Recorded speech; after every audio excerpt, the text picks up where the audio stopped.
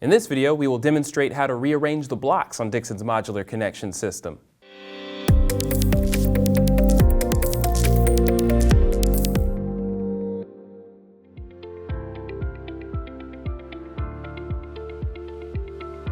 Securely hold the plate with either a vise or strong clamps. Remove and discard the old lock nuts. These shoulder studs and nuts are highly engineered fasteners and may not be replaced with off-the-shelf hardware. Use only authentic Dixon hardware, otherwise injury or degraded performance may result. Rearrange the blocks as needed.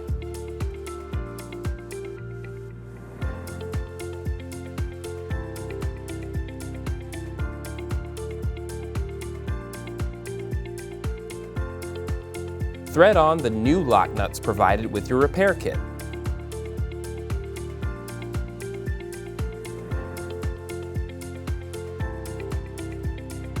Apply 40 to 45 foot-pounds of torque to the nuts in a star pattern. Confirm full thread engagement at each lock nut.